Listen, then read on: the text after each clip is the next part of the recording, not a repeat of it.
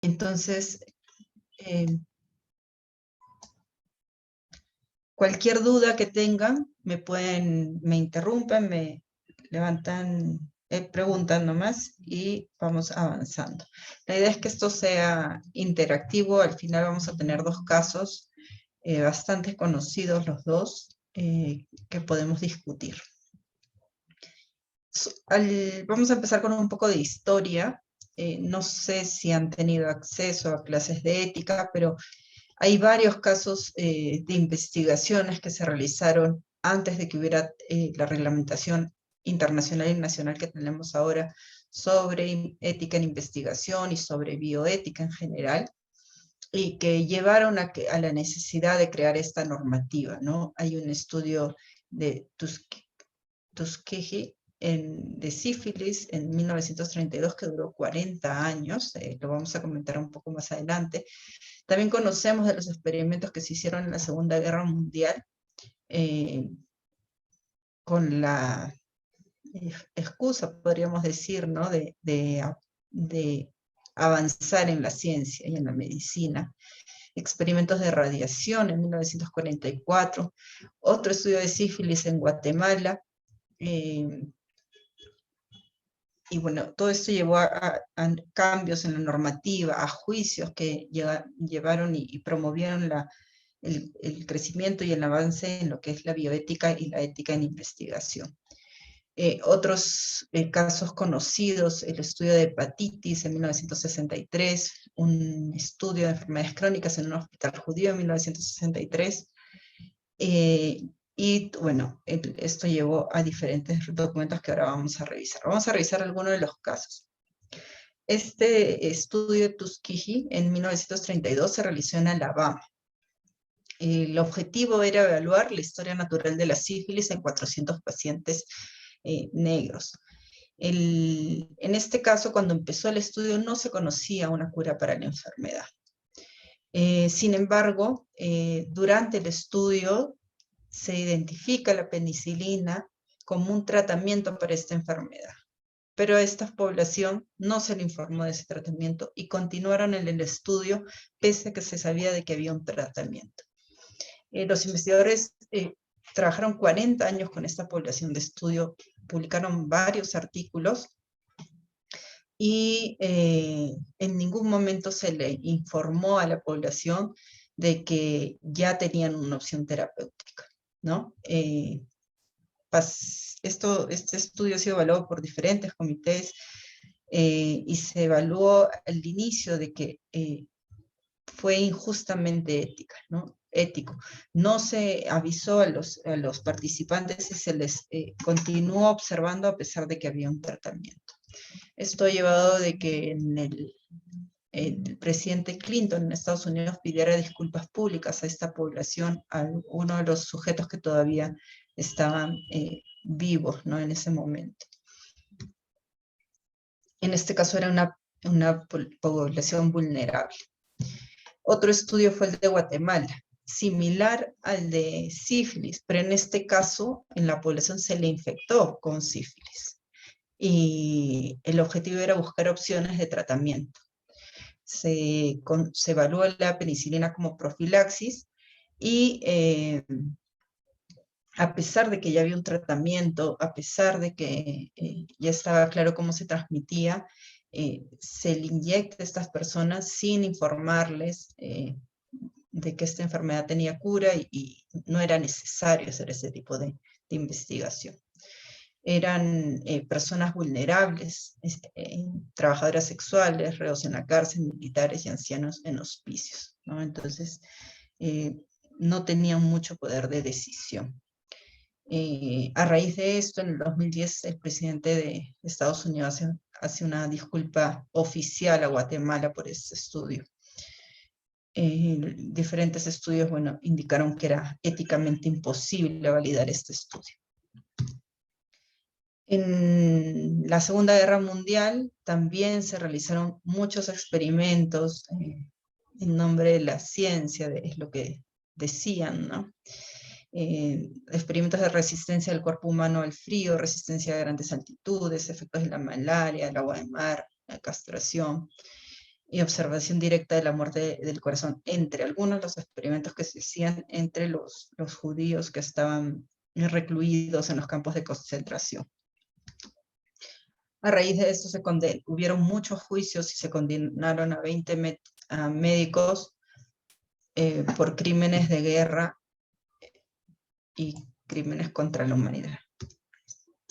A raíz de todos estos casos es que se empiezan a desarrollar normas, códigos de ética que orientan las investigaciones y en general la atención clínica también en el mundo, ¿no? Uno de los primeros fue el Código de Nuremberg, en que se hacía énfasis a la libertad de las personas mentalmente competentes para decidir si participaban en una investigación.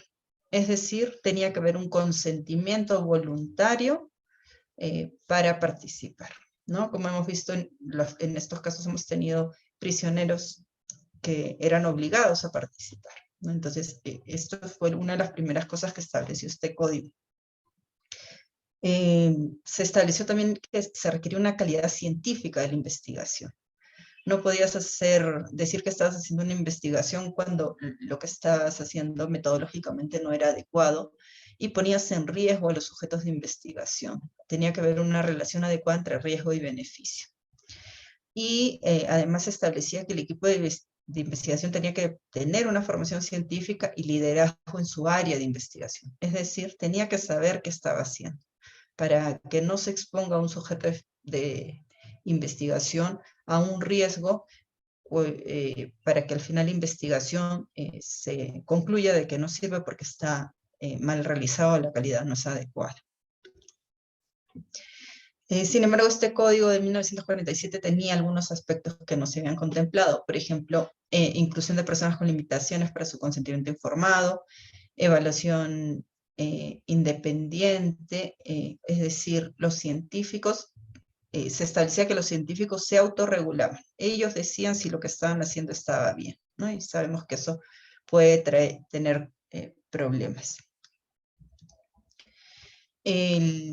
Posteriormente, en 1964, se establece la Declaración de Helsinki de bioética, donde se establece, entre otras cosas, puntos adicionales como la necesidad de un documento para médicos hecho por médicos, orientada a reforzar la participación voluntaria.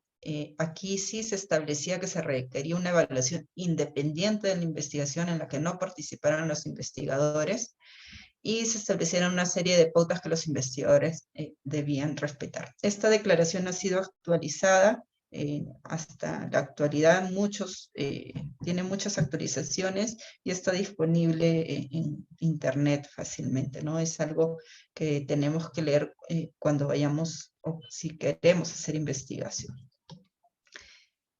También establecía el diseño científico y experiencias previas en animales, los principios de proporcionalidad entre los riesgos y los beneficios, tal como el Código de Nuremberg, el respeto a los derechos del sujeto, ¿no?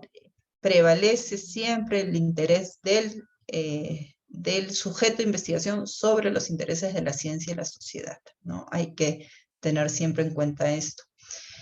Establecía además la necesidad del consentimiento informado y el respeto, que está relacionado al respeto por la libertad del individuo. Es decir, si un sujeto de estudio no da su consentimiento, no puede participar de una investigación. No debería. En relación a este experimento de Tuskegee, como les dije, se crearon diferentes comités, además de estos códigos que he mencionado, como el Comité Asesor en Ética, que después trajo consigo la publicación del reporte de Belmont, que ahora vamos a mencionar. Este reporte es de 1978 y establece el respeto a las personas, el principio de beneficencia y el de justicia.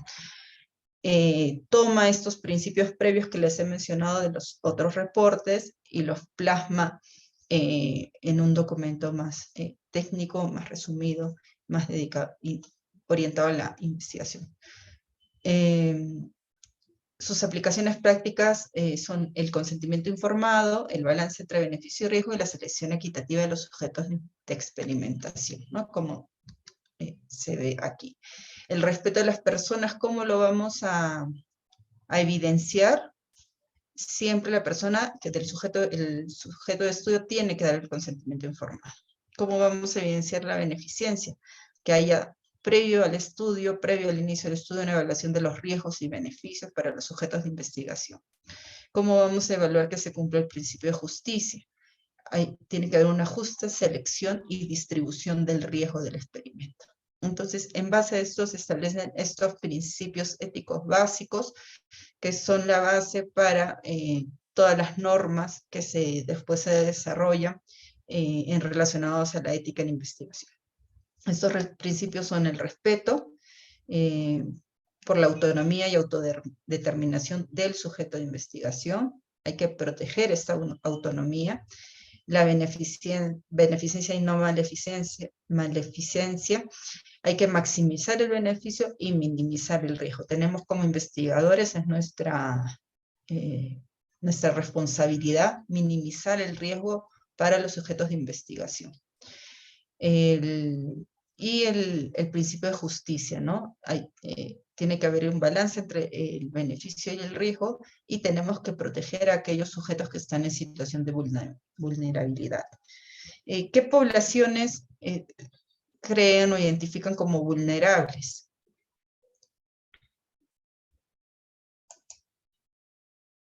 No sé si alguno de los participantes quiere comentar quiénes serían poblaciones vulnerables.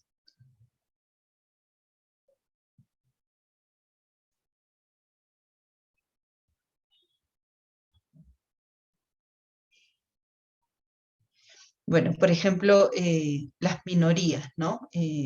O poblaciones que no tienen acceso a toda la información. Los niños, por ejemplo, son poblaciones vulnerables. Las personas privadas de la libertad son personas vulnerables, ¿no? Entonces, en estos grupos tenemos que tener especial cuidado. Y posteriormente, en 1982, la OMS establece a través del Consejo de Organizaciones Internacionales de Ciencias Médicas las pautas internacionales para la investigación biomédica en seres humanos. Aquí está resumido todos los principios, es un documento grande, pero están resumidos o incluidos todos los principios y consideraciones que tenemos que tener al realizar una investigación considerando los aspectos éticos. Estos son los documentos que les mencioné, que se han realizado. Y esto también se ha traducido en normas, tanto en la Unión Europea como en Estados Unidos, como a nivel de Latinoamérica, a través de la OPS, ¿no? Uno son las normas de buena práctica clínica, que se publicó en 1996. Otro es el Código de Regulación Federal, título 21, Código de Regulaciones Federales que rigen los alimentos y las drogas dentro de los Estados Unidos, y el Documento de las Américas del 2005 de Buenas Prácticas Clínicas. Todos estos documentos deben considerarse al hacer una investigación, especialmente los dos primeros cuando se hacen ensayos clínicos en Europa o en Estados Unidos, ¿no? Tienen normas muy estrictas que tienen que considerarse. Estas diapositivas, mencionar que muchas de estas diapositivas han sido brindadas por el magíster Fulton Rivera, que es experto en bioética y me ha permitido usar este material. En el contexto nacional, tenemos también diferentes leyes que nos ayudan o en las que está enmarcado el desarrollo de investigaciones. La primera es la Ley General de la Salud, que indica o promueve la investigación científica y tecnológica en la salud, y indica que la investigación debe regirse por los postulados de la Declaración de Helsinki. La segunda son los lineamientos para garantizar el ejercicio de la bioética desde el reconocimiento de los derechos humanos, e indica también, hay un punto referente a la investigación, la aplicación científica y tecnológica en torno a la vida humana, ¿no? En relación a los derechos humanos. Y el tercero, es el reglamento de ensayos clínicos, que actualmente el vigente es de 2017. Se está actualizando, pero todavía no sale la actualización. Para hacer ensayos clínicos en el Perú, tenemos que someternos a este reglamento de ensayos clínicos que está normado a través de un decreto supremo. Quien aprueba el desarrollo de ensayos clínicos en el Perú es el Instituto Nacional de Salud. Y en el año 2020 se aprobó este documento técnico, Consideraciones Éticas para la Investigación en Salud con Seres Humanos, donde da los principios básicos que tenemos que tener en cuenta al realizar investigaciones en seres humanos en el Perú, ¿no? Incluye responsabilidades para investigadores, para comités de ética e instituciones de investigación. Esto se está implementando. Entonces, ¿qué es investigación en salud con seres humanos? Sabemos que los ensayos clínicos, por ejemplo, donde se evalúa un fármaco, es una investigación en seres humanos. Pero ¿qué otras cosas son investigación en seres humanos?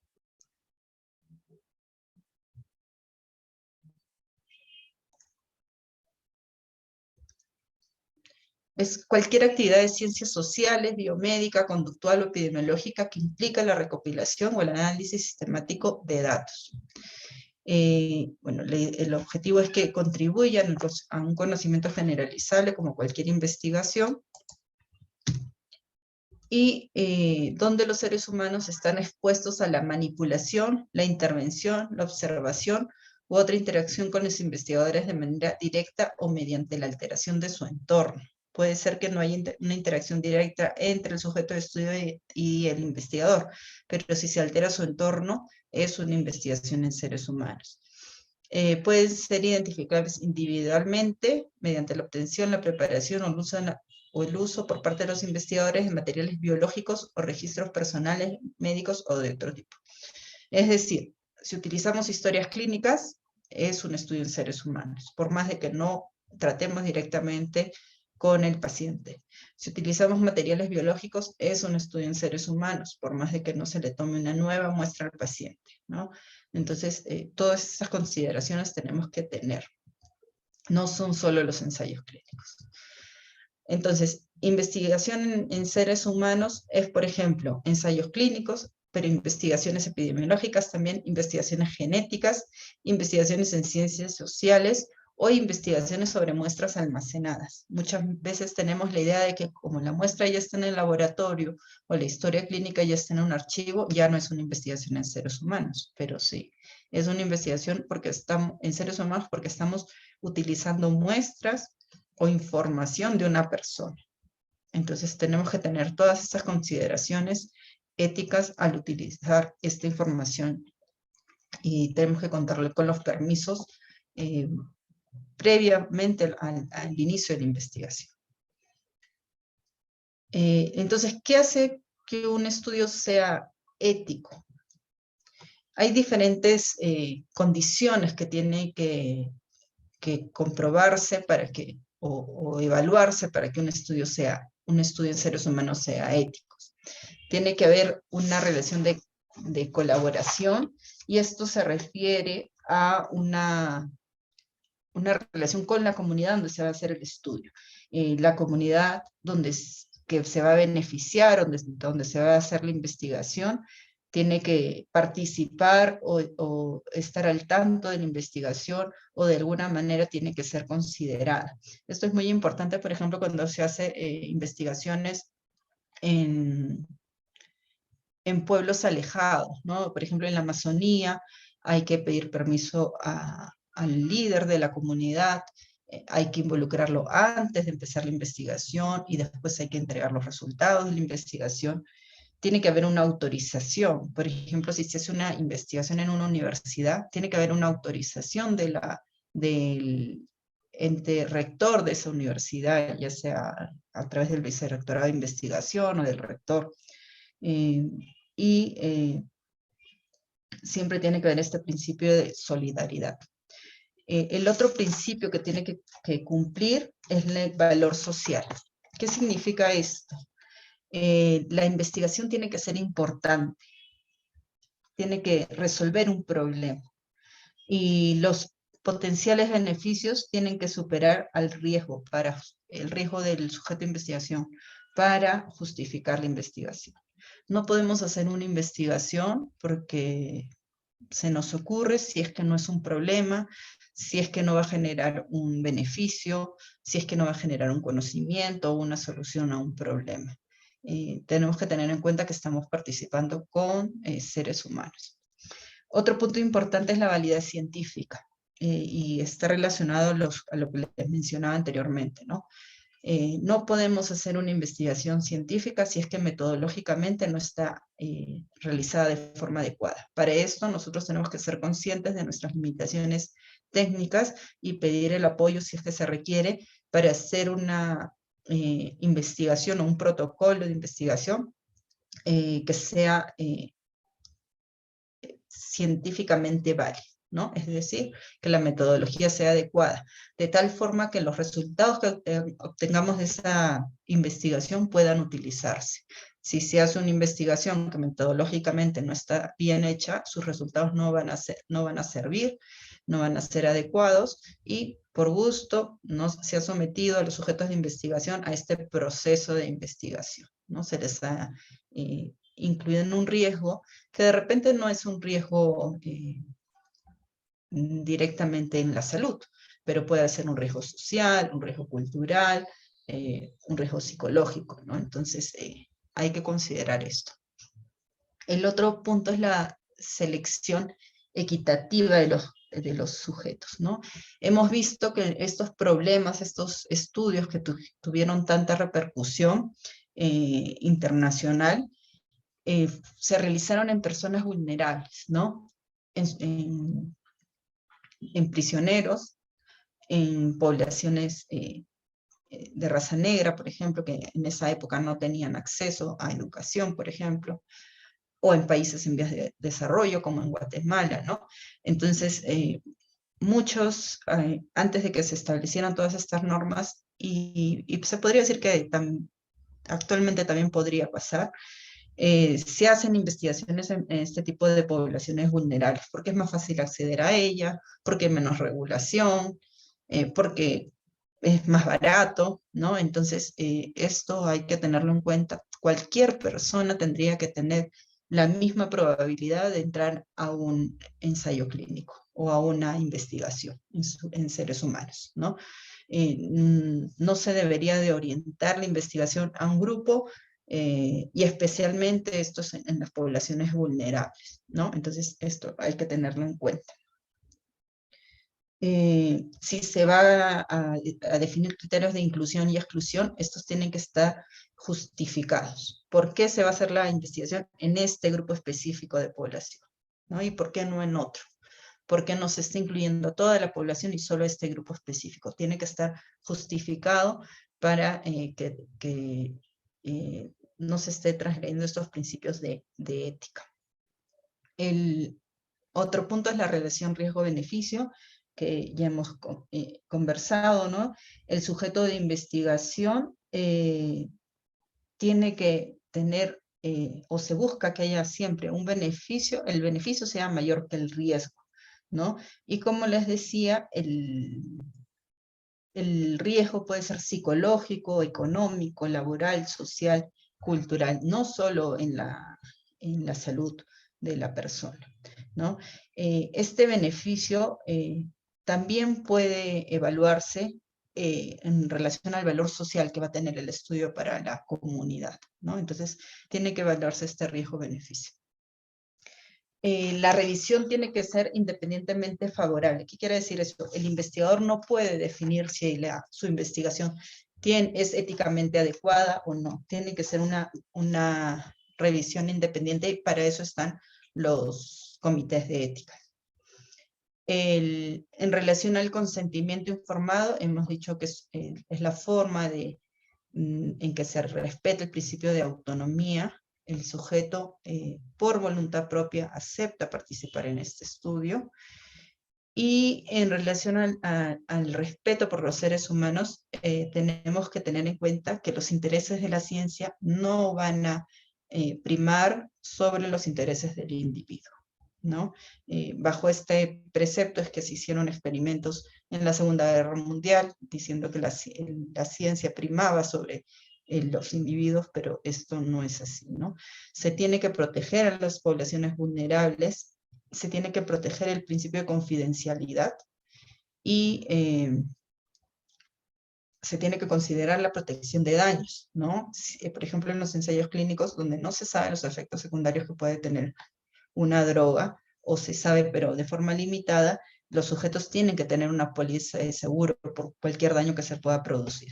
Además, se tiene que considerar la posibilidad de compensaciones o incentivos, por ejemplo, en casos de que el paciente tenga que, o el sujeto de estudio tenga que ir todo un día al centro de investigación, ¿no? Hay una pérdida económica que se tiene que resarcir.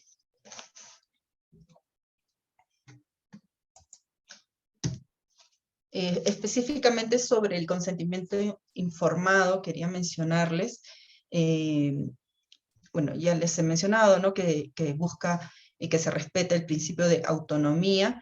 Este consentimiento lo puede firmar cualquier persona mayor de 18 años, tiene que contar con toda la información pertinente para el estudio de investigación, tiene que comprenderla, ¿no? Lamentablemente muchas veces en las investigaciones se les da un consentimiento informado de 5 páginas y muchas veces los pacientes que quieren que el investigador busca que se incluyan en sus investigaciones, no leen todo esto. Entonces, nuestro deber como investigador es asegurarnos de que han leído y han comprendido el consentimiento informado, han comprendido los riesgos a los cuales se van a someter, han comprendido el objeto de la investigación, han entendido que están siendo parte de una investigación y que después de todo esto ellos sepan que no están obligados a participar, no puede haber engaño, influencia indebida o coerción, ¿no? Tiene que ser un consentimiento libre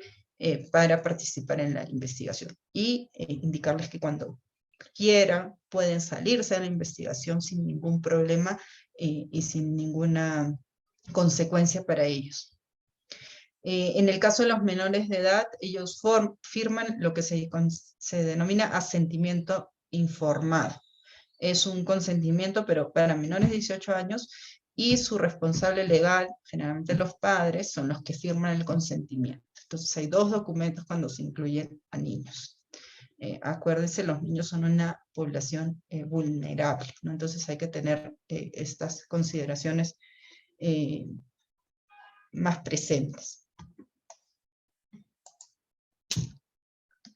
Bueno, hasta aquí, ¿alguna consulta? ¿Pregunta?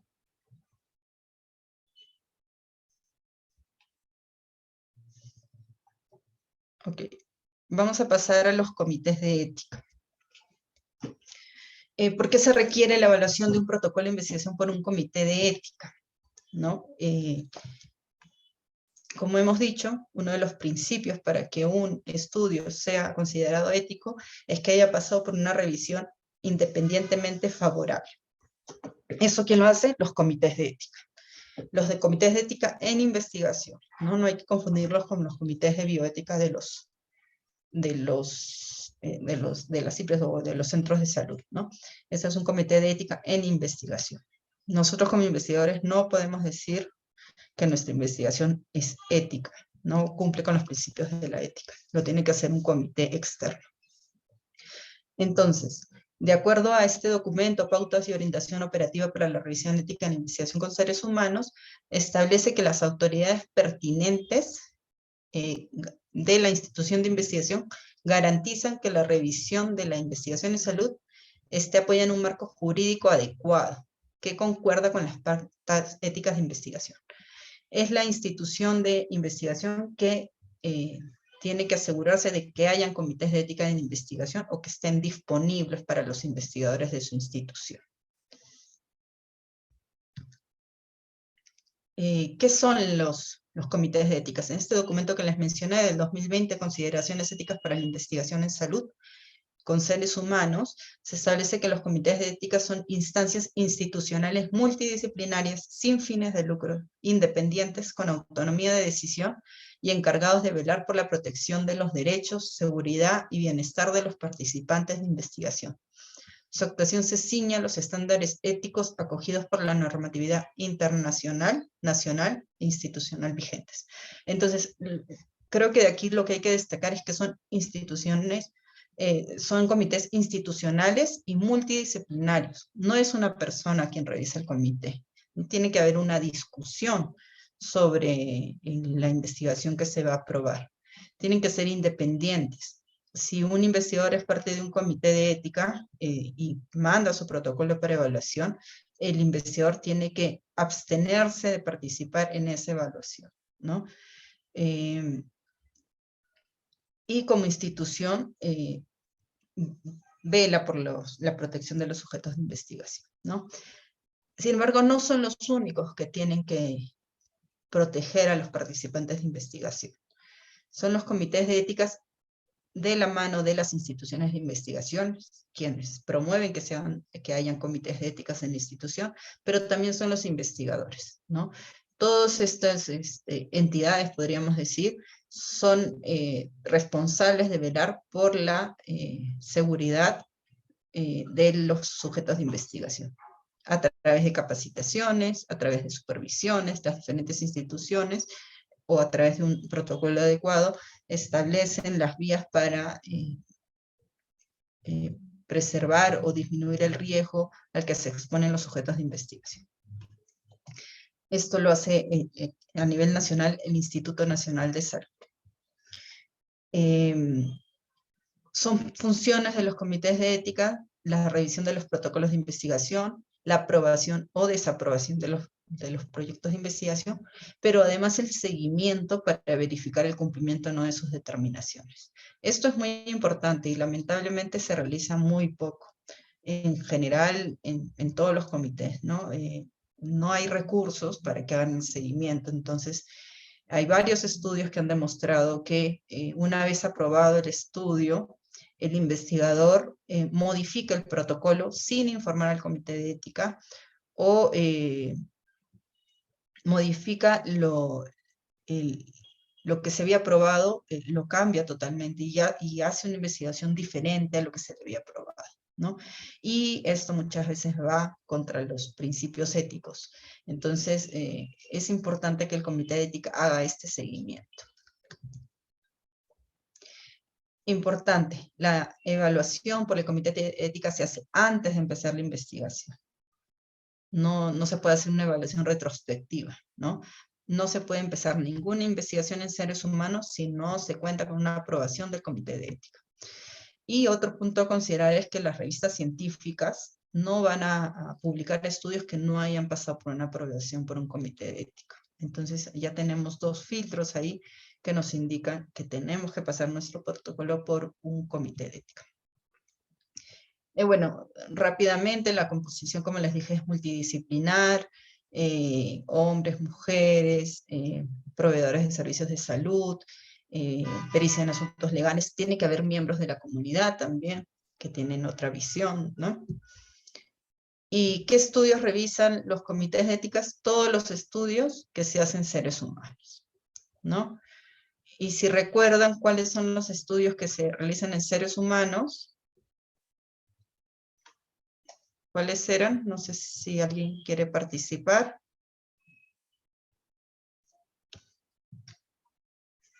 Los ensayos clínicos, la investigación epidemiológica, investigaciones en ciencias sociales, investigación con muestras almacenadas en el laboratorio, investigación en sistemas de salud, entre otros, ¿no?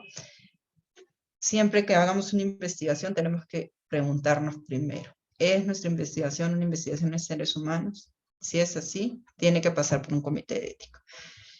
Muchas veces la investigación no es en seres humanos, o hay dudas, y quien lo va a decidir también es el comité de ética. Y les va a decir, bueno, esto no es en seres humanos, no necesita pasar por una evaluación completa del comité. evalúa estos criterios que hemos mencionado anteriormente, y como les dije, quien va a determinar si la investigación requiere una aprobación por el comité de ética o puede estar exenta, es el comité, ¿no? Por ejemplo, cuando la investigación no se realiza en seres humanos, el comité, de acuerdo a su normativa, puede indicar que el protocolo está exento de revisión. Si el riesgo es mínimo para los sujetos de estudio, puede determinar una revisión expedita. En estos casos, normalmente uno de los miembros revisa y solo informa su decisión al resto de los miembros del comité. Por ejemplo, estudios que están basados en las historias clínicas. Y revisión completa cuando sí genera un riesgo para los sujetos de estudio. Por ejemplo, cuando se hacen encuestas en temas sensibles, por ejemplo, de abuso, ¿no? Tiene que pasar por una revisión completa. Solo unas diapositivas sobre los ensayos clínicos, como les dije, están reglamentados por el Decreto Supremo número 21/2017. Quien lo autoriza es el Instituto Nacional de Salud, y todos los ensayos clínicos que se realizan en el Perú están registrados en el REPEC, en este registro. Eso ya lo mencioné. Solo para mencionar, de la Universidad Nacional del Centro del Perú, cuenta con un código de ética para el investigador. Todos los miembros de la universidad tienen que conocer este reglamento, y bueno, acá se establece cómo está conformado el comité de ética, ¿no? Y sus funciones. Esto sería sobre todo los principios de ética en investigación. ¿Hay alguna consulta sobre estos puntos?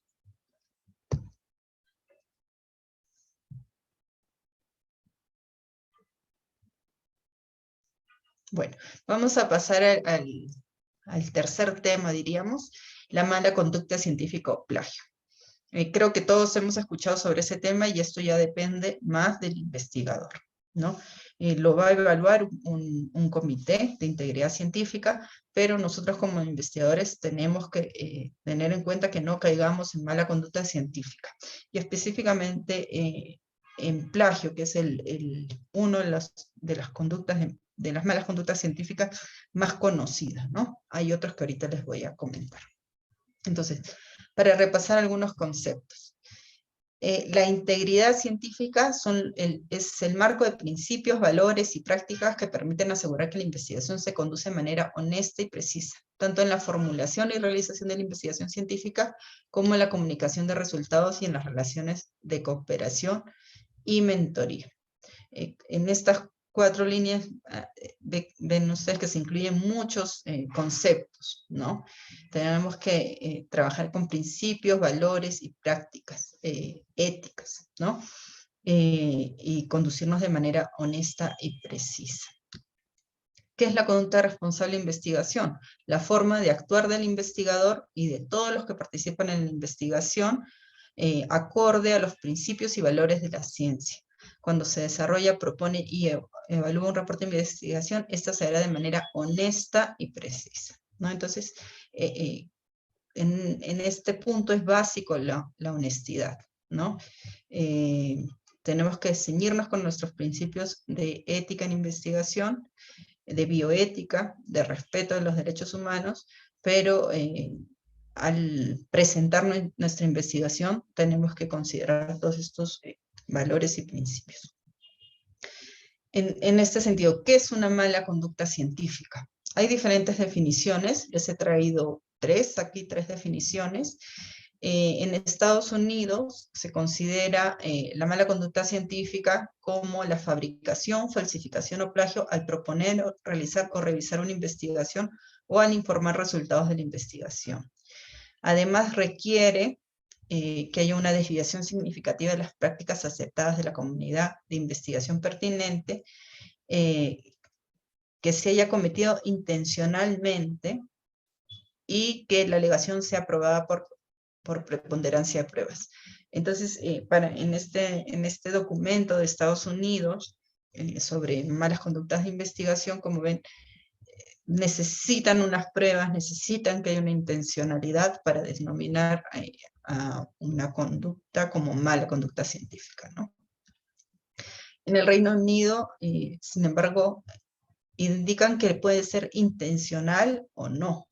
Es decir, si nosotros publicamos una investigación, por ejemplo, como coinvestigadores, y los datos son falsos, nosotros, a pesar de que no lo hayamos hecho y hayamos confiado de repente en quien ha digitado los datos, estamos cayendo en mala conducta científica.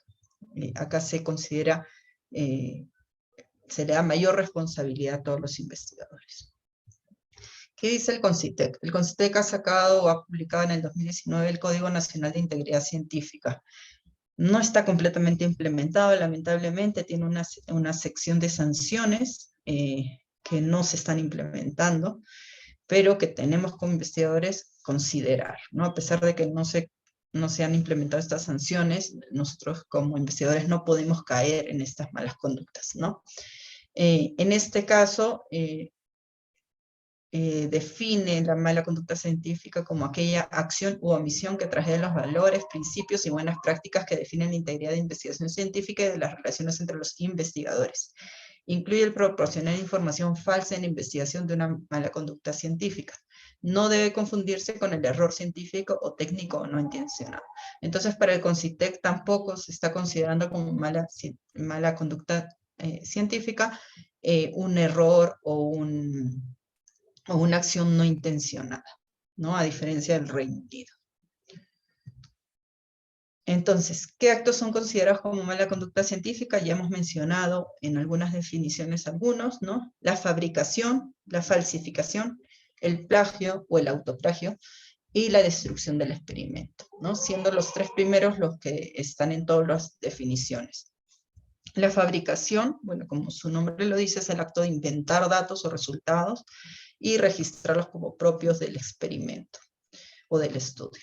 La falsificación es la manipulación de los datos o resultados, el cambio u omisión, de tal manera que no esté presentada con exactitud. Es decir, tenemos 100 resultados, y de esos 100 resultados, 80 nos salen como nosotros esperamos, y 20 nos salen muy diferente a lo que esperamos. Entonces decidimos 20, esos 20 no los considero en mi análisis para que no me alteren mi análisis estadístico y me salga significativo como quiero, y los omito. Eso se denomina falsificación y es una mala conducta científica. Entonces, tenemos que ser honestos con nuestros resultados y presentar todo lo que hemos encontrado en nuestro protocolo de investigación, en nuestro proyecto de investigación. El plagio creo que es la forma más conocida de mala conducta científica. Es la acción de apropiarse no solo de información, sino también de ideas, procesos, resultados, o palabras sin dar el crédito o reconocimiento a la persona que generó esta idea, proceso, resultado. El autoplagio es una variante del plagio y sucede cuando uno mismo se copia. Esto pasa con muchos investigadores, mucho ahora que la SUNEDU pide que publiquemos para considerarnos investigadores, nos pide publicaciones continuas, y muchos investigadores se autoplagian, sacan un artículo, a los 3 años vuelven a sacar una investigación sobre el mismo tema, y cogen 2 o 3 párrafos de su investigación de hace 3 años, y dicen, ah, es mi investigación, no hay problema, ¿no? Pero sí, eso se denomina autoplagio, y es una mala conducta científica. Y la cuarta conducta o mala conducta científica es la destrucción del experimento, ¿no? Eliminación intencional, ya sea parcial o total de los experimentos, sea estos de terceros o del propio equipo de investigación. No me sale mi experimento, no lo registro, lo elimino y hago como que no pasó nada, ¿no? Eso es una mala conducta científica. Acuérdense que toda la ciencia tiene que ser reproducible y tenemos que mostrar todos los resultados que obtengamos de acuerdo al protocolo que hemos realizado. Si hemos modificado el protocolo, lo tenemos que también plasmar en la investigación. Bueno, además se considera cualquier otro acto de mala conducta científica o conductas cuestionables que se derivan de la inobservancia y de elevación que atenta contra los principios morales esperados por la comunidad científica. ¿Qué quiere decir esto? Si nosotros vemos que un investigador está cayendo en conductas en malas conductas científicas, tenemos que informar como comunidad científica tenemos que cuidar que la información científica que se genera en nuestra institución, en nuestro entorno, sea adecuada. Vamos a hablar específicamente del plagio, que es la mala conducta científica más conocida. Creo que todos hemos visto, ¿no?, las noticias de diferentes políticos que se ha identificado que han plagiado tesis, ¿no? ¿Cómo se define plagio, ¿no? La Oficina de Integridad Científica en Estados Unidos define el plagio como el robo o la apropiación indebida de la propiedad intelectual como la copia textual sustancial no atribuida del trabajo de otro. Incluye el uso no autorizado de ideas o métodos únicos obtenidos por una comunicación privilegiada. Entonces, aquí es importante esto, ¿no? Una idea también puede ser un plagio. Por ejemplo, estamos en una reunión con nuestros compañeros de aula, ¿no? Alguien dice, ay, a mí se me ocurrió, voy a hacer mi tesis sobre este tema. Lo voy a enfocar así, quiero buscar, este es mi objetivo. Y otro compañero escucha y dice, ay, yo lo voy a hacer antes y publico mi tesis. Eso es un plagio de una idea, cuando después presenta su tesis y no indica que esa idea fue de este otro compañero, que no le ha pedido autorización para el uso de esta idea, ¿no? Esto sería un plagio, entonces también considerar esto. Felizmente, a diferencia de hace 15 años, yo diría 10 años de repente, actualmente se cuenta con muchos software que permiten la detección de plagio o identifica similitudes, no diríamos plagio, similitudes entre textos. Quien determina si hay plagio o no es el evaluador, ¿no? El Turnitin, por ejemplo, el Plagiarism Checker te establece un porcentaje de similitud. Ya como evaluador, tú determinarás si es plagio o no es plagio, o hay problemas en la redacción del manuscrito. Bueno, estos son diferentes modalidades de trabajo poco original que ha establecido el Turnitin, que publica en su página web, publica cuáles son las formas más frecuentes de trabajo poco original.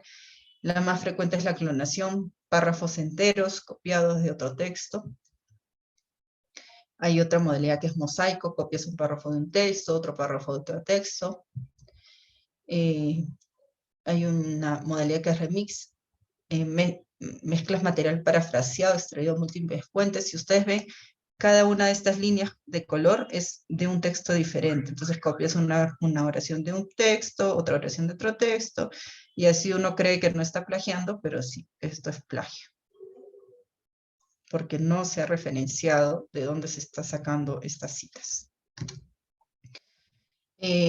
Otra modalidad frecuente, a veces al inicio como investigadores, como alumnos, nos dicen, no pueden, tienen que tener cuidado del plagio. Entonces voy a cambiar algunas palabras y voy a buscar sinónimos, ¿no? Entonces, en lugar de poner esta, coloco la, en lugar de poner sector, pongo área, ¿no?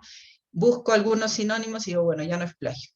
Igual, esto se denomina plagio. Estás cogiendo una idea de un autor y la estás colocando en tu tesis sin indicar la referencia, ¿no? Entonces, ¿qué se recomienda para evitar que caigamos en estas malas conductas científicas? Tenemos que considerar que hay que citar apropiadamente todos los textos que utilicemos.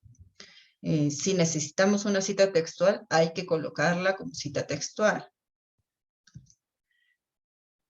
Se recomienda utilizar un estilo de cita normalizado que favorece el reconocimiento de la fuente empleada. El Vancouver es el que más utilizamos en medicina, por ejemplo. La mayoría de revistas es el que pide. Y hay que considerar dos elementos, ¿no? Las citas en el texto normalmente van entre comillas. Es una forma de referencia breve entre paréntesis o entre comillas dentro de un párrafo de, por ejemplo, una definición de una variable, ¿no? La vamos a definir como la definió el autor X, ¿no? Entonces la pongo entre comillas y es una cita textual. O según como indica el estilo bibliográfico empleado, a veces entre comillas, a veces entre corchetes, o con cursivas. Y las referencias bibliográficas, ¿no? Que son una nota más extensa, ordenada alfabéticamente al final del documento, siguiendo una sucesión numérica. Esto va a depender del tipo de citas, de estilo de cita que utilicemos. Entonces, estas son las dos formas de referenciar. En la cita textual, como su nombre lo dice, podemos citar textualmente un párrafo, pero colocarlo entre comillas, entre paréntesis, entre corchetes, o como lo establezca el estilo de cita. Y en las referencias bibliográficas no usamos las mismas palabras, cogemos una idea de un autor y con nuestras propias palabras, de uno o varios autores, preferentemente de varios autores, y con nuestras propias palabras lo expresamos en nuestro artículo o tesis. Bueno, estos son algunos de los estilos de cita más utilizados en medicina, el Vancouver. Otra recomendación para evitar caer en esta mala conducta científica es utilizar los gestores de citas bibliográficas. Hay varios gestores gratuitos que pueden utilizar y están disponibles en Internet. Entonces, como recomendaciones, resumir, refrasear, para evitar el plagio, ¿no? Al resumir, condensamos nuestras palabras, condensamos en nuestras palabras lo que el otro autor ha dicho. Lo que yo recomiendo es leer 2, 3 artículos sobre un tema, la idea que yo quiero plasmar en mi tesis o artículo, y después de leer eso, yo con mis palabras lo vuelvo a escribir. En estos casos se necesita colocar la fuente, ¿no? Las 2 o 3 fuentes que he utilizado para, en mis palabras, plasmar la idea. El riesgo de refraseo es que podemos cambiar la idea original, o al refrasear que no haya mayor cambio, o que nos olvidemos de citar. Entonces, tenemos que tener estas consideraciones al momento de escribir nuestro artículo o tesis. A nivel nacional tenemos el Código Nacional de Integridad Científica, como les dije, está vigente desde el 2019, aunque no se está aplicando en su totalidad. Y ellos establecen sobre la mala conducta científica que la responsabilidad de los revisores por pares, ¿no? Por ejemplo, si nos piden que revisemos como editores de una revista un artículo e identificamos plagio, tenemos que reportarlo. También establece responsabilidades para las instituciones de investigación. Tienen que tener políticas y procedimientos para sancionar o tomar acciones contra los investigadores que caigan en estas malas conductas científicas. Lo que se propone es que tengan todas las instituciones de investigación, especialmente las universidades, una oficina de integridad científica. Y como les dije, es responsabilidad del investigador denunciar si es que ocurre una mala conducta científica en su institución. En la UNSP tenemos el Código de Ética del Investigador, y sobre conducta antiética en la investigación indica que, bueno, la fabricación, falsificación o plagio, como hemos mencionado, incluye el incumplimiento de los protocolos, ¿no? Esto que mencionamos de que nos aprueban un protocolo, pero yo lo cambio. Eso también es una mala conducta científica. Establece diferentes tipos de plagio y malas conductas científicas, ¿no? Y establece sanciones para los que caigan en estas malas conductas científicas. Entonces, recomiendo que lean al detalle el Código de Ética de la UNSP. Ok, consultas, preguntas, dudas. Quisiera saber, vamos a pasar a discutir 2 casos, pero para que esto sea, para que podamos presentar estos 2 casos de ética, necesito que participen, ¿no? La idea es que esto sea interactivo. Entonces quisiera saber, pues, ¿todos los 12 participantes son estudiantes de medicina?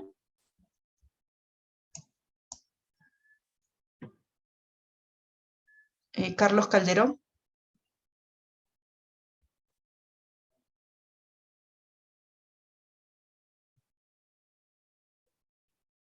Nicole Paucar. No sé si alguien me podría indicar. ¿Son estudiantes ustedes de medicina?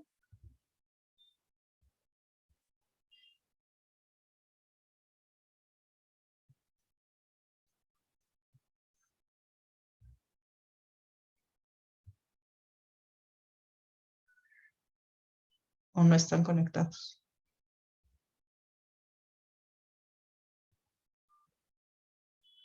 Carlos Enrique. Buenas tardes, doctora. En mi caso, sí soy estudiante de medicina. Ok. Mm, Quisiera saber quiénes están conectados y podrían participar, ¿no? A ver, Carlos. Sí, Karina, ¿también estás escuchando? Karina Casilla.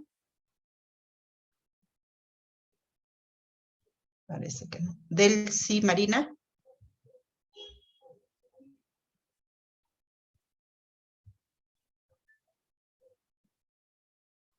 Delcy Marina. Edson.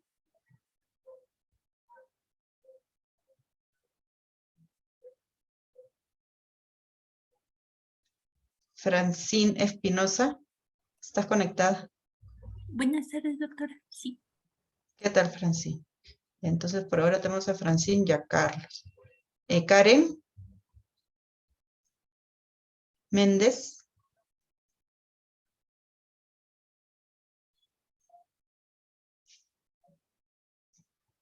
Kathleen Marianela. ¿Estás escuchando? ¿Puedes participar? Sí, buenas noches. Ok, buenas noches. Miguel y Nicole. Nicole Paucar. Bueno, Lizeth, vamos a empezar el taller. Lamentablemente son pocos participantes. Espero, la idea de esto no hay una respuesta correcta. Como les dije, en el área de la ética hay diferentes opiniones, hay consideraciones que sí tenemos que tener, hay reglamentos que tenemos que cumplir, pero hay muchos aspectos que van a depender del momento, de la situación, del lugar donde se evalúa la investigación. Entonces, la idea es ahora presentar dos casos conocidos de investigaciones para saber su opinión, ¿no? Cuanto más participen, más dudas tengan, más preguntas, más comentarios hagan, todos nos vamos a enriquecer y vamos a poder sacar un beneficio de esta discusión, ¿no? Entonces, lo que quisiera es que participen, no hay respuesta buena, no hay respuesta mala. Como les digo, en esto de la bioética hay varias posiciones, ¿no? Es por eso que se necesita un comité y una discusión, porque son varias opiniones y entre todos se llega a un consenso. Entonces, eso es lo que quisiera que hagamos ahora en estos casos. A ver, el primer caso. En el 2018, a finales, en noviembre del 2018, este es un artículo del periódico El País de España, se publicó que científicos chinos habían asegurado que han creado los primeros bebés modificados genéticamente. Decían que habían editado genes mediante la técnica del CRISPR para crear una mutación de un gen, ¿no? Y hacer resistente a estos bebés contra el virus del VIH. Entonces parecía una noticia prometedora, ¿no? ¿Cuál fue el objetivo del estudio? Usar esta tecnología CRISPR, que no sé si la conocen, que lo que permite es cortar el material genético, incluir nuevas secuencias, cortar y modificar fácilmente, ¿no? Querían que, o el objetivo fue, mediante esta tecnología CRISPR, editar embriones humanos obtenidos de fertilización en vitro para inactivar un gen, el CCR5, que codifica la proteína membrana que usa el virus VIH para entrar al linfocito. Entonces el objetivo era, modifico el gen genéticamente en el embrión y de esta forma yo ya aseguro de que el VIH el virus del VIH no va a entrar al linfocito y no va a causar la infección, ¿no? de acuerdo a lo que dijeron los investigadores, lo que querían era replicar una mutación que ya está descrita y que hace que algunas personas sean inmunes a este virus, ¿no? Entonces, hasta ahí, ¿qué opinan? ¿Qué opinan de esta tecnología? ¿Han escuchado algo de editar embriones humanos?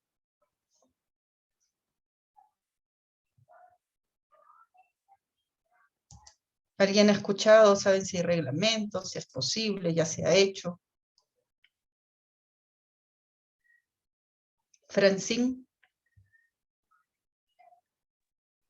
Había escuchado un poco de la tecnología CRISPR que fue encontrada, creo, en una especie de bacteria, pero no recuerdo muy bien, doctora. Ajá, la enzima exactamente es la que ha permitido que se abra todo este nuevo campo con la tecnología CRISPR.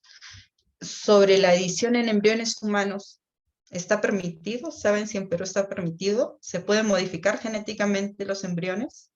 ¿Creen que es adecuado? ¿Creen que está permitido? ¿Saben algo?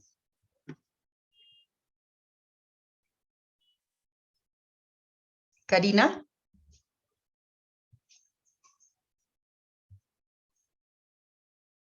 Carlos Enrique. Doctora, veo que esta situación está relacionada con la eugenesia, pero no sé si en el Perú estará permitido. Ok, es verdad, todavía no está, esto no está, no está reglamentado en el Perú y en general en la mayoría de países no está permitido, ¿no? En los que tienen reglamentos sobre este tema. Esto es el artículo que iban a publicar, no se llegó a publicar, pero es el que iban a publicar. En ellos indican que lo que buscan hacer es editar de forma permanente el genoma de un embrión para curar una enfermedad o conferir resistencia, en este caso al VIH. Para eso modificaron genéticamente el ADN de dos embriones, de dos niñas bueno, en este caso todavía eran embriones cuando los modificaron, y colocaban en el abstract que su padre tenía VIH, ¿no? Después de que se modificaron genéticamente los embriones, confirmaron, según lo que indican ellos en el artículo, que se habían producido, habían logrado esta mutación que estaban buscando. Y dijeron que esto le iba a conferir inmunidad contra el VIH.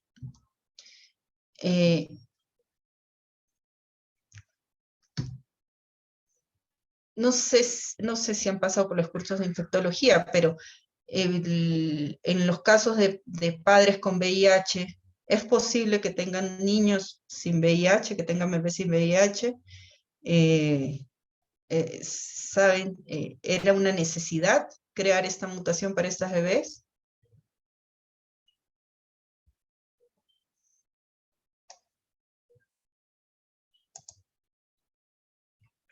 Delcy.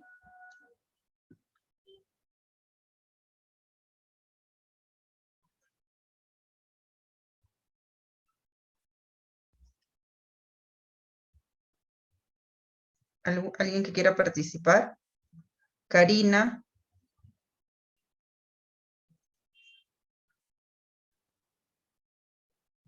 Edson.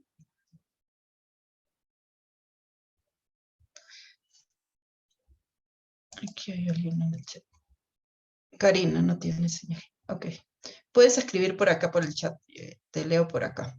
Entonces, bueno, no sé si es de su conocimiento, pero hay un tratamiento antirretroviral que puede reducir la carga viral a límites indetectables y con lo cual el riesgo de que los hijos de personas que viven con VIH transmitan la enfermedad es cero, ¿no?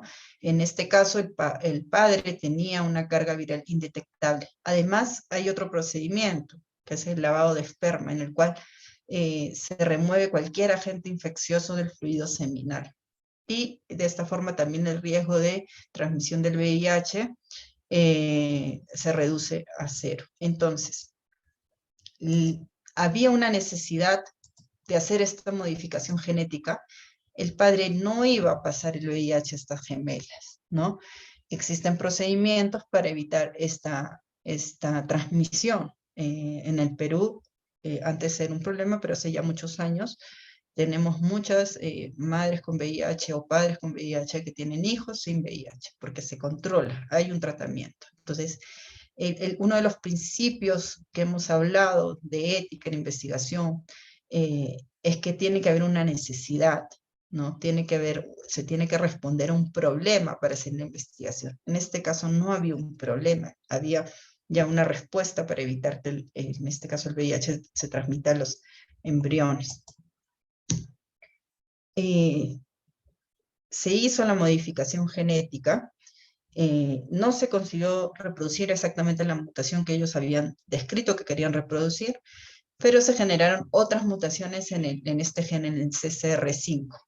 Entonces, ¿qué creen que podía pasar con estas modificaciones genéticas? ¿Les parece adecuado? ¿Era válido?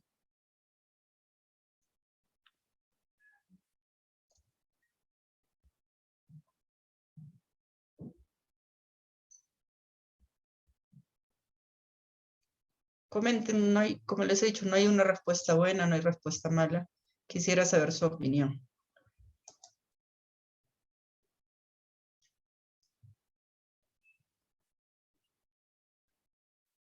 Carlos Enrique. Y doctora, me parece que esta investigación no era indispensable, ya que implica riesgos ante el procedimiento que realizaron, en el cual están otras mutaciones y el resultado que se esperaba o el beneficio, había otras formas de llegar a ese beneficio. Claro, no tenían conocimiento de qué iba a pasar, ¿no? Y hasta ahora no se tiene conocimiento de qué va a pasar cuando se modifica genéticamente células de un embrión, ¿no? Y es por eso que está prohibida esta modificación genética en humanos con el conocimiento actual que se tiene.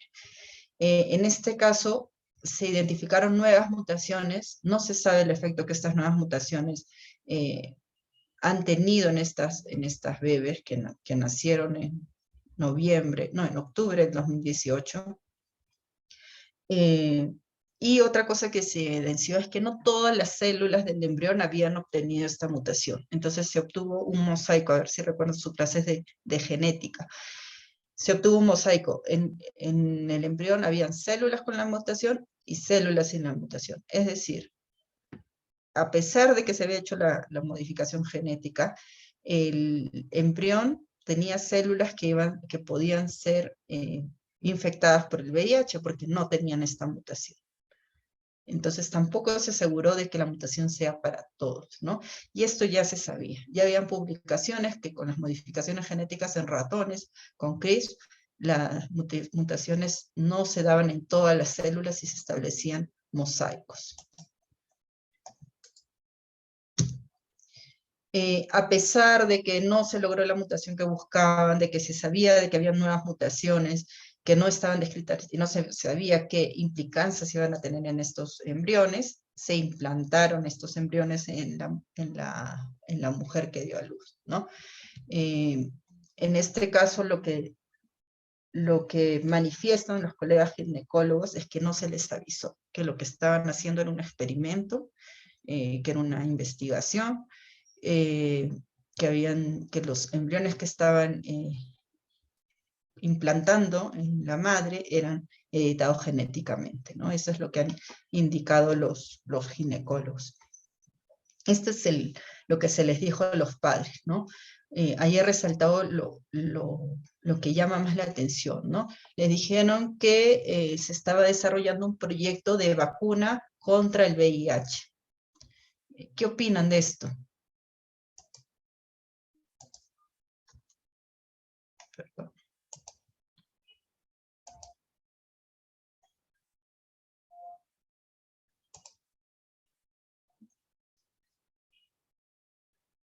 Francine. Y doctor, ¿Qué opinas de este consentimiento informado? Hemos dicho que los consentimientos informados tiene que ir toda la información de la investigación en la que se va a someter, el objetivo y el procedimiento. ¿Qué opinas del consentimiento informado? ¿Cómo se le presentó la investigación? Creo que estaba transgiversado, no se trataba de la investigación tal como lo escribieron en el consentimiento informado. Aquí hablan de vacuna, ¿no? Y hemos Sí. visto que no es una vacuna. Entonces, de por sí, ya en el consentimiento informado se mintió a los padres, ¿no? Lo que dicen las personas que han estudiado este caso es que a los padres se les dio a entender que esta metodología, este experimento era lo único, solución que tenían para que a las hijas que querían que nacieran, no se infectaran con el virus del VIH del padre, ¿no? No se les explicó que habían otros tratamientos que no requerían estas modificaciones genéticas, ¿no? Entonces, ¿qué principios éticos no se consideraron en este estudio? A ver, vamos a ver. Delcy.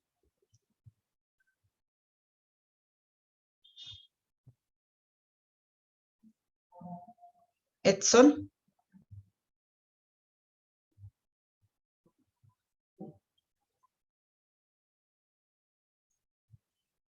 Karen.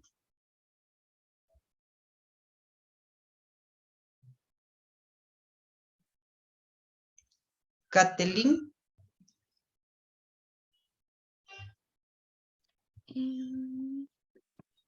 Una de ellas puede ser tal vez la validez científica y la relación riesgo-beneficio.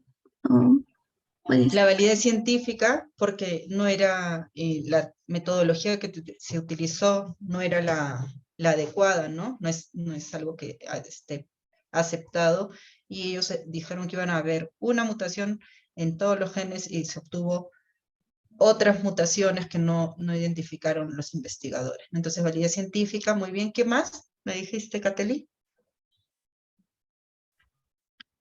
Puede ser también la relación riesgo-beneficio. Exactamente. ¿Por qué?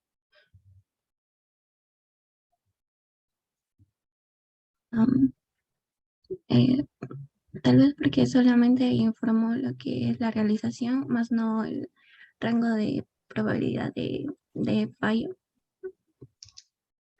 Hemos dicho, ¿no?, de que se dio un efecto adverso, se generaron mutaciones que no le habían indicado a los padres que se iban a generar, y hasta ahora no se sabe el riesgo que estas mutaciones, o el efecto que estas mutaciones han tenido en el bebé. El riesgo al que se sometió a estos embriones fue mucho mayor que el beneficio, y más habiendo un procedimiento para evitar que se infectara, ¿no? Carlos, Francine, ¿algún otro de los principios éticos que no se cumplieron en esta investigación?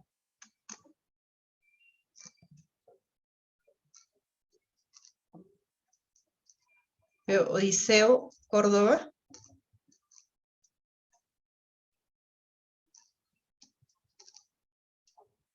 No sé si se ha escuchado la investigación. Otro de los que no se cumplieron, hemos visto el consentimiento informado, ¿no? El consentimiento informado no reflejaba la investigación, se miente en ese consentimiento informado y se dice que se está haciendo un experimento con vacunas cuando lo que se ha hecho es una modificación genética. Entonces tampoco se cumple el respeto por los seres humanos. No se está considerando que estos embriones son población vulnerable, van a convertirse en niños, en personas que no han aceptado esta modificación genética, ¿no? Entonces, no se está cumpliendo el respeto. No se está cumpliendo tampoco el principio de relación de colaboración. De repente no con la comunidad específicamente donde se realizó esta ciudad, donde se realizó el experimento, pero a los otros colegas que participaron en el estudio no se les informó que estaban participando en un estudio, a los ginecólogos en este caso.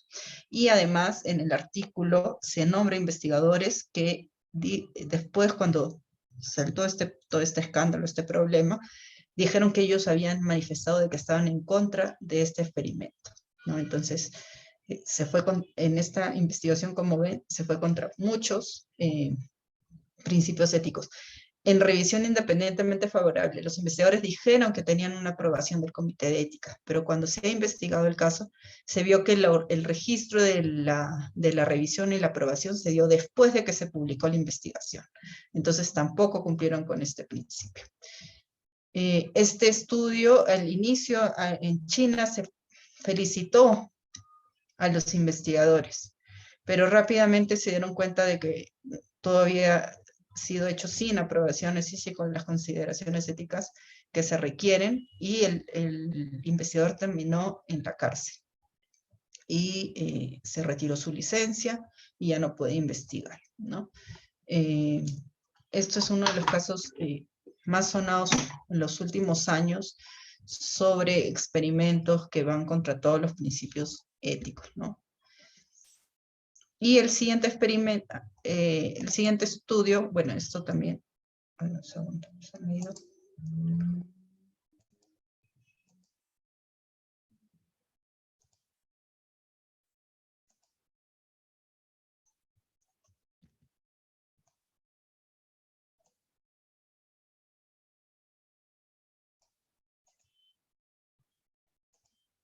Y el segundo caso es el que tuvimos lamentablemente en Perú, ¿no? El Vacunagate. ¿Qué saben saben algo del caso? Creo que todos lo escucharon. Vamos a hacer un repaso rápido. El estudio sigue registrado y sigue activo en el registro, en el REPEC. Como les mencioné, todos los ensayos clínicos que se realizan en el Perú se registran en el REPEC. Son de acceso libre para toda la comunidad, para toda la población. Cualquiera podemos entrar y buscar el estudio. Y actualmente, hoy día acabo de entrar y sigue activo el estudio. Eso no quiere decir que se esté reclutando más gente, sino que se está continuando con el seguimiento a las personas que se incluyeron en un principio. Fue un estudio en el cual el patrocinador principal fue la Universidad Cayetano Heredia, pero quien financiaba era esta empresa de China, Biotech. Fue un estudio doble ciego, en el cual se evaluaron 2 tipos de vacuna de Sinopharm, Wuhan y Beijing, con un grupo control. Y se habilitaron 2 centros de investigación. Debo de decir que yo he sido directora del OJIT, el área que aprueba los ensayos clínicos, hasta julio del 2020, es decir, antes de que se aprobara este estudio, ¿no? Sí, yo estaba al tanto de que se estaba coordinando este estudio, para que no haya dudas ni problemas después. Entonces, ¿cuál fue el problema?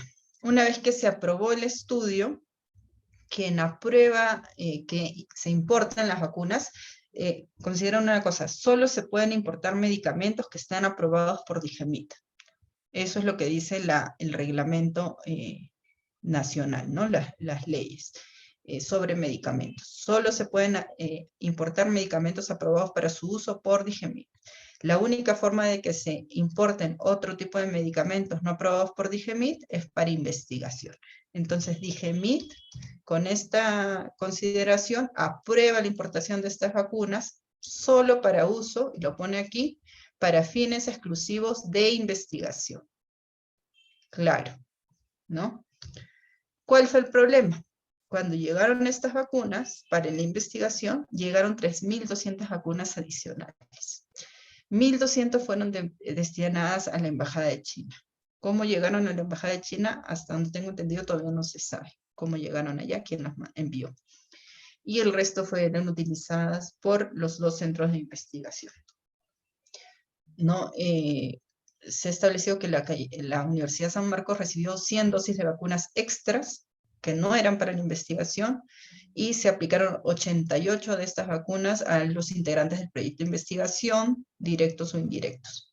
En el caso de Cayetano, se aplicaron estas vacunas a políticos, diplomáticos, empresarios, familiares, y no se dio a conocer este acto cuando el INS fue a inspeccionar el ensayo. En ningún momento se informó de que se estaban usando estas vacunas fuera del ensayo clínico para vacunar a estos políticos.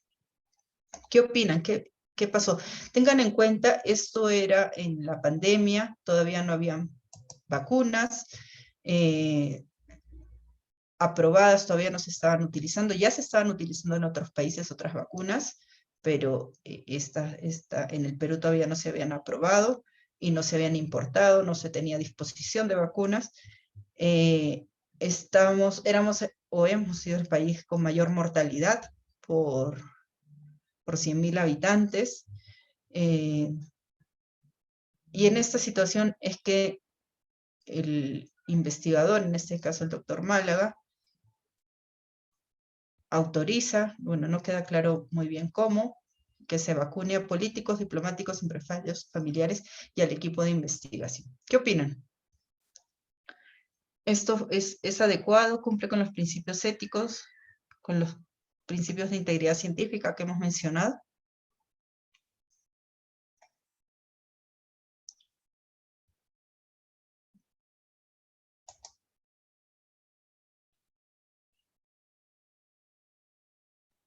Carlos.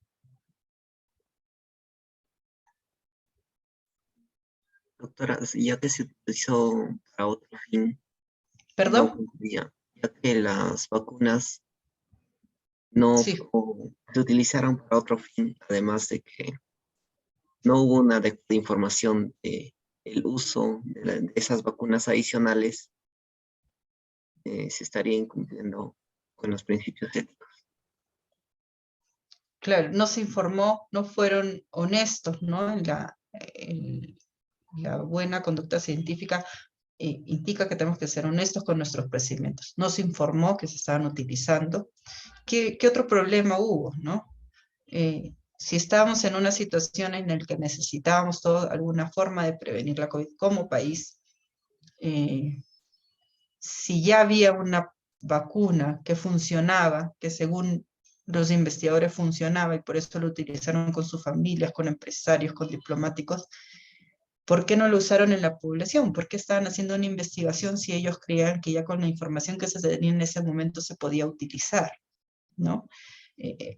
Y además fueron contra las reglamentos de las instituciones en Perú, ¿no? Se les había utilizado solo para investigación. Entonces, hay diferentes reportes que se han hecho sobre este caso. Acá les voy a presentar algunos de estos reportes. Acá indica, ¿no?, que se evaluaron con las vacunas que llegaron a Cayetano, se vacunaron a 470 personas por fuera del ensayo clínico. Y incluía al presidente de la República, ministros, personal de la Cancillería. Aquí además ya hay aspectos legales, ¿no?, de responsabilidad como servidor público, entonces ya incluso escapa a los preceptos de ética, ¿no? El investigador sí tenía responsabilidades como investigador, pero además hay todo un aspecto legal que hasta donde tengo entendido se sigue investigando. Doctora, tengo una... ¿Lisette? Sí, doctora. Sí, dime. Doctora, ¿bajo qué concepto es que se distribuyeron estas dosis extras? Lo que manifiesta el investigador es que se utilizó para proteger al equipo de investigación. Sin embargo, se utilizó no solo para el equipo de investigación, ¿no? Entonces, doctora, mi pregunta es, sí. el distribuidor, la empresa de China, ¿bajo Sí. qué conceptos es que da estas dosis extras? De acuerdo a lo que se ha investigado en los reportes, estas vacunas adicionales iban a ser para el personal de investigación que estaba en riesgo, expuesto al COVID-19 mientras realizaba la investigación. Eso es lo que indicaron. Entonces, sí hay opción, ahora lo vamos a ver más adelante, de utilizar el producto de investigación una vez que se comprueba que funciona. Para cuando acaba la investigación, se puede utilizar. Eso sí pasa, pero una vez que se comprueba que funciona, ¿no? Incluso a los sujetos de investigación, si tú le estás dando una terapia oncológica y después de un año confirmas que este tratamiento funciona, tú como investigador o como patrocinador estás obligado a continuar con este tratamiento que has demostrado que funciona. Pero esto no pasa aquí. La investigación no había acabado, seguía inclusive reclutando sujetos de estudio y ya se empezaron a usar estas vacunas, ¿no? Bajo este precepto ingresaron, pero no se utilizaron así como habían ingresado, ¿no? Entonces, creo que vamos a avanzar un poco más para después conversar sobre qué pasó.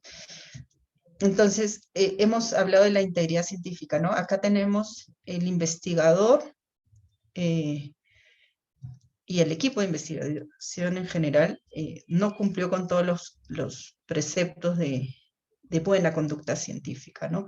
En lo que se refiere a principios, valores, prácticas y la presentación de lo que estaba haciendo como investigación.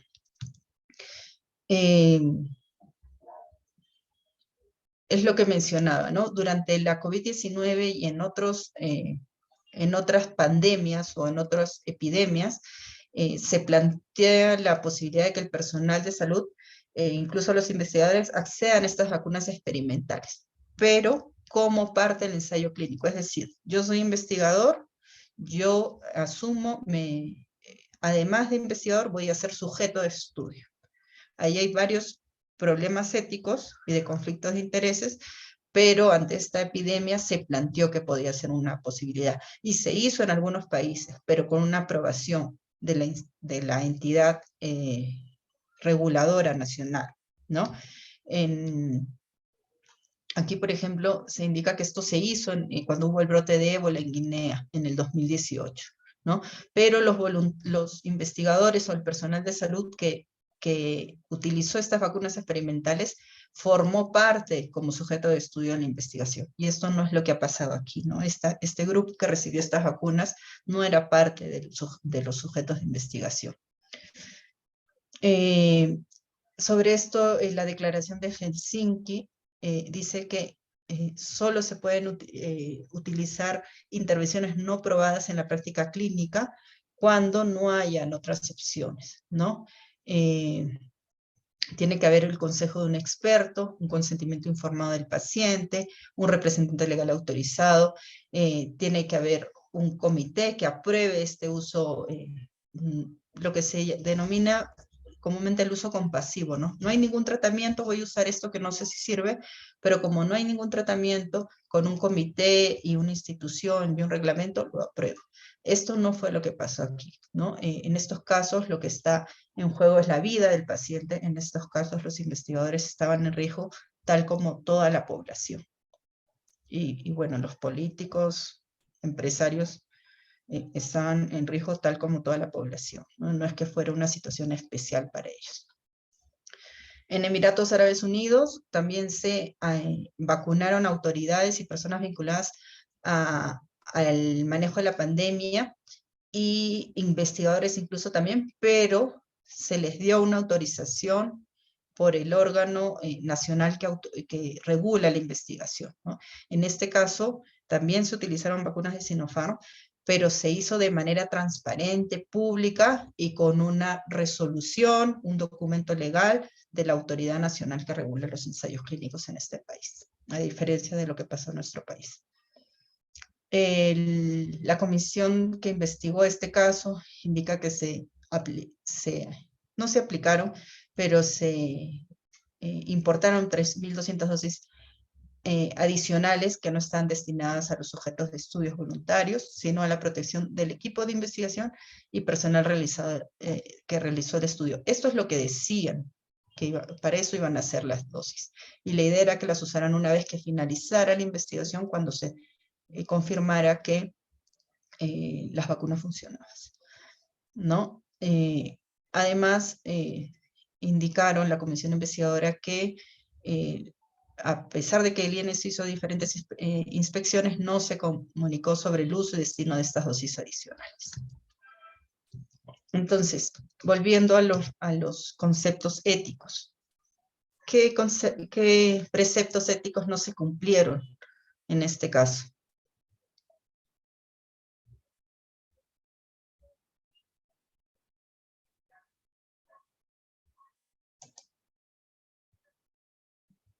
La relación riesgo-beneficio. El riesgo-beneficio. En este caso, hay podríamos decir, Ya que había todos los que se vacunaron fuera del ensayo clínico en realidad no eran parte del ensayo clínico, pero se les expuso al uso de una vacuna que no se sabía si funcionaba, ¿no? Entonces ahí viene el primer dilema. Si los investigadores con la experiencia que tenían creían que con la evidencia, porque esto estudio tenía resultados preliminares en Emiratos Árabes de fase 2, si creían que con esos resultados de fase 2 era suficiente para utilizar la vacuna, tendrían que haber pedido la aprobación del DIGEMIT para el uso de esta vacuna, no una aprobación de urgencia por la situación de la pandemia, para que lo use toda la población, ¿no? Si no estaban seguros de que funcionara y ellos decían, bueno, yo voy a arriesgarme, tenían que haber entrado a la investigación, ¿no?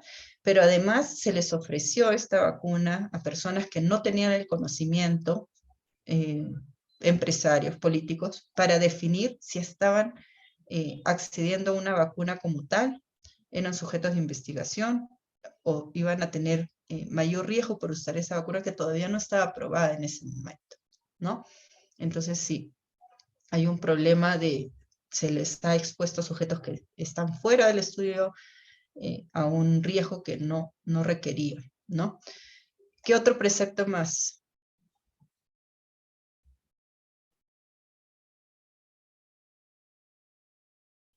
Hemos hablado también de la mala conducta científica, ¿no? No fueron honestos con el INS cuando iban a hacer las inspecciones. También podríamos hablar de respeto a los seres humanos, ¿no? Se incluyeron y se evaluaron, se inoculó la vacuna a personas que no sabían a qué se estaban exponiendo. En relación al valor social o a la relación de colaboración con la comunidad,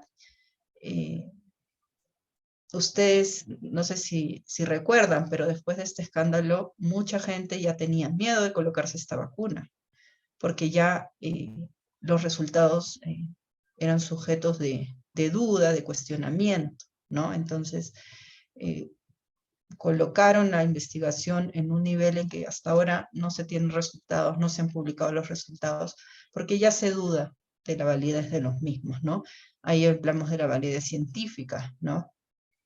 Si no han sido honestos en reportar lo que están haciendo, ¿cómo podemos confiar de los resultados que están reportando, ¿no? Entonces, ven como una cosa que se haga mal, bueno, en este caso algo muy importante que se hizo mal, puede alterar ya toda la investigación y poner en riesgo y cuestionar toda la investigación desde todos los puntos de ética que tenemos que considerar, ¿no? ¿Algún comentario sobre esto? ¿Dudas? ¿Preguntas?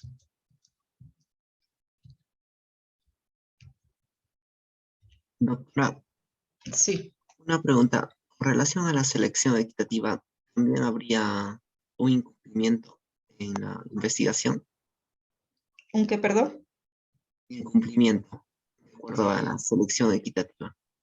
Claro, en este caso lo que pasa es que estas personas que recibieron la vacuna no eran parte del estudio. Entonces, el protocolo se aprobó con una convocatoria amplia a toda la población que quisiera participar del estudio y no había el problema de que se seleccionara solo o se incluyera solo un tipo de población, ¿no? El problema es que estas dosis extras sí se utilizaron en una población que accedió con un beneficio, ¿no? A pesar de que estuvieran en riesgo, porque no se había probado todavía esta vacuna, pero se les ofreció como un beneficio por los contactos que tenían, por la cercanía que tenían, por los cargos que tenían, ¿no? Entonces, esto ya va mucho también por la mala conducta científica del investigador, ¿no? Y del equipo de investigación en general. Gracias por la aclaración, doctora. Sobre la selección de la población también aprovecho con la pregunta, resaltar un punto, ¿no? Tenemos que intentar que toda la población acceda o tenga la misma probabilidad de acceder a un ensayo de investigación. De esa forma, cuidamos de que la investigación no se haga solo en personas vulnerables, prisioneros de guerra, población pobre, por ejemplo, ¿no? Pero a veces, por cuidar a las poblaciones vulnerables, por ejemplo, a los niños, no queremos que participen de un ensayo de clínico, porque los vamos a exponer a un riesgo, más con medicamentos nuevos, ¿no? Entonces, a veces no se les incluye, pero eso también es un problema, porque no sabemos y no se evalúan nuevas opciones terapéuticas para niños.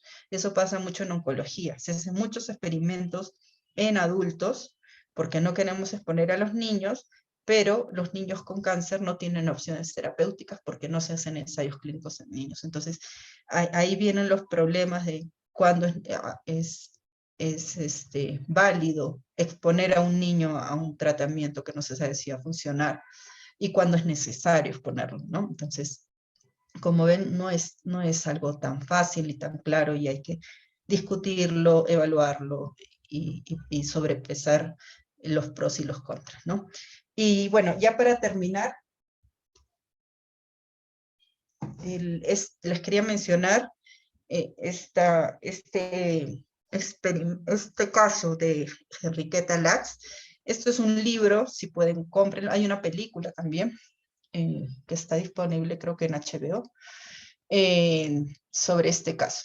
Esta es una señora negra de un estrato socioeconómico bajo. En 1951 todavía había problemas de segregación en Estados Unidos y va a una clínica, a la clínica Hopkins de la universidad, porque tenía un adenocarcinoma cervical avanzado. Entonces le hacen una biopsia y coincide que en la universidad están buscando líneas celulares, ¿no?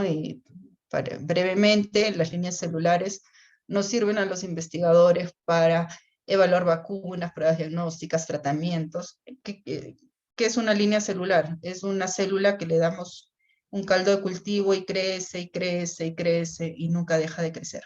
Lo que pasa normalmente es que las células, después de 10 veces que se replican, ya dejan de crecer, porque pierden algunas propiedades.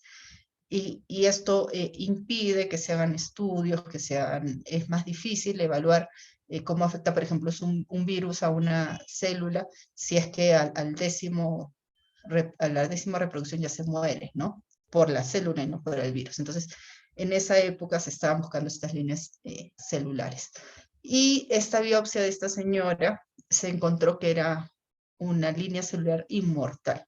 Podía reproducirse y hasta ahora tenemos células de esta señora, de este cáncer de esta señora, y se les denominó células ELA. Esto ha permitido que se estudien vacunas, se hagan pruebas diagnósticas, se hagan tratamientos de cáncer, del polio. Con estas células se han hecho muchos desarrollos médicos. ¿Qué creen que pasó acá?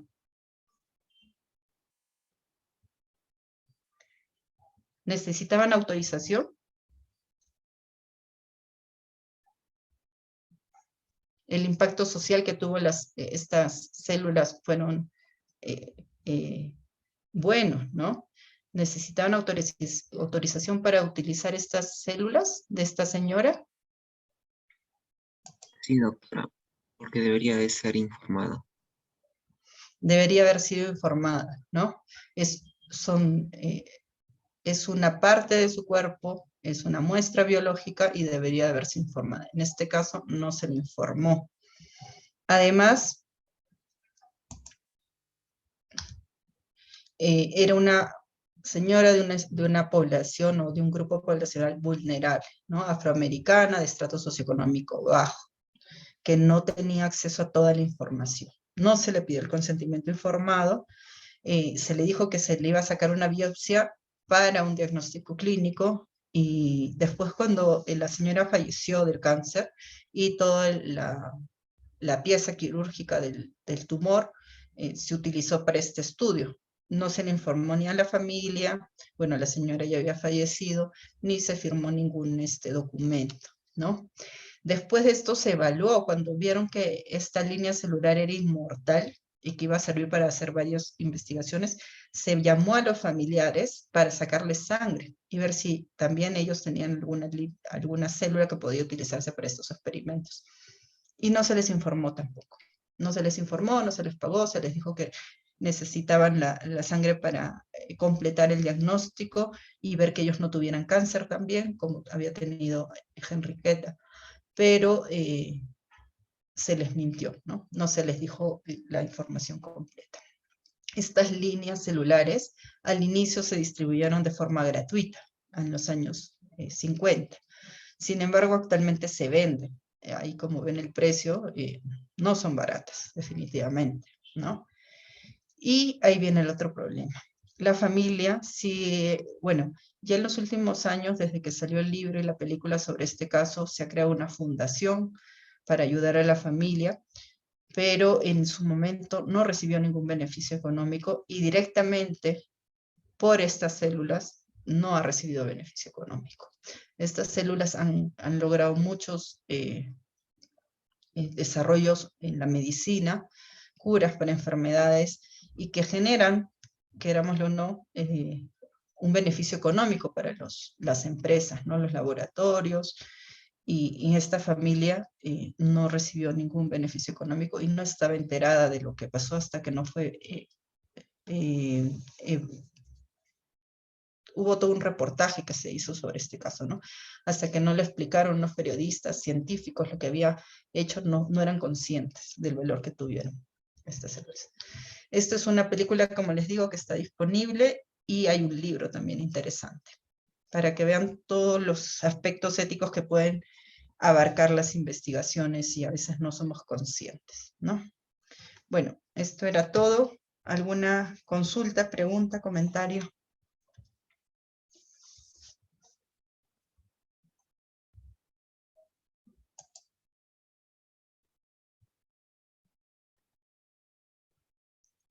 Bueno, este es mi correo, cualquier duda. Todavía tengo algunos proyectos en la universidad, sigo aquí por Huancayo, cualquier duda o investigación que quieran hacer, me pueden contactar. Gracias, Lizeth, por la invitación. Muchas gracias, doctora, por habernos acompañado a lo largo del curso. Han sido muy valiosas sus ponencias en sí. Gracias, hasta luego, buenas noches. Buenas noches, doctora. Chicos, ya les pasé el link del post-test por el chat.